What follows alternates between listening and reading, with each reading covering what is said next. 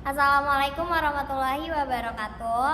Saya Farihatul Imaman dari Fakultas Ilmu Sosial dan Politik jurusan Ilmu Komunikasi. Di sini saya akan menjelaskan tentang manajemen strategis. Manajemen strategis adalah proses merencanakan, mengelola, dan mengimplementasikan strategi untuk mencapai tujuan jangka panjang organisasi. Tahapan dalam proses manajemen strategis yaitu ada 4. Pertama, analisis. Kedua, ada perumusan strategi. Ketiga, ada implementasi. Yang keempat, ada evaluasi dan pengendalian. Selanjutnya, ada analisis lingkungan internal, yaitu mengevaluasi kekuatan dan kelemahan dalam organisasi seperti sumber daya, kapabilitas, budaya, dan struktur yang dapat mendukung atau menghambat pencapaian tujuan. Selanjutnya, ada lingkungan eksternal. Analisis lingkungan eksternal menilai faktor di luar organisasi yang mempengaruhi kinerja seperti peluang dan ancaman dari aspek ekonomi, politik, sosial, dan kompetitor. Selanjutnya ada visi, misi, dan nilai-nilai.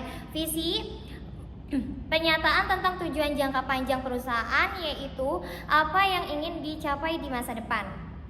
Misi, penjelasan tentang alasan keberadaan perusahaan, yaitu apa yang dilakukan, untuk siapa, dan bagaimana cara melakukannya. Dan nilai-nilai, prinsip dan keyakinan inti yang menjadi paduan perilaku serta pengembalian keputusan dalam organisasi.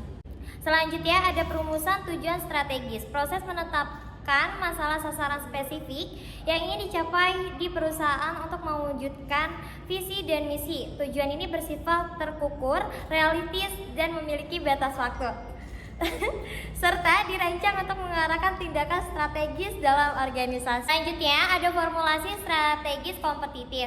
Proses penyusunan strategis yang memungkinkan perusahaan unggul dibandingkan pesaingnya.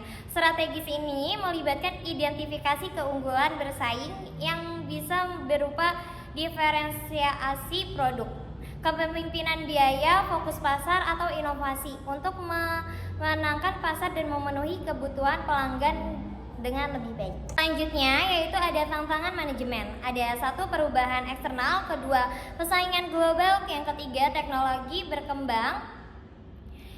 Dan ketiga, ada ketidakpastian ekonomi. Dan kelima, ada kebutuhan konsumen yang berubah. Dan yang keenam, ada tantangan sumber daya manusia. Dan yang ketujuh, ada keberlanjutan. Terakhir, ada kesimpulan. Yang pertama, ada fokus jangka panjang. Manajemen strategis membantu perusahaan mencapai tujuan jangka panjang melalui perencanaan yang berkelanjutan dan adaptasi terhadap perubahan. Yang kedua, adaptasi yang berkelanjutan. Perusahaan harus siap beradaptasi dengan perubahan lingkungan eksternal, ekonomi, teknologi, dan sosial untuk tetap kompetitif. Dan yang ketiga, ada keunggulan kompetitif. Strategi yang tepat menciptakan keunggulan kompetitif, mempertahankan posisi di pasar, dan meningkatkan daya saing. Dan yang keempat, ada pengambilan keputusan informasi, melibatkan analisis keputusan yang lebih efektif. Yang kelima, yang terakhir, ada orientasi konsumen. Memahami dan memenuhi kebutuhan konsumen adalah inti dari manajemen strategis yang sukses.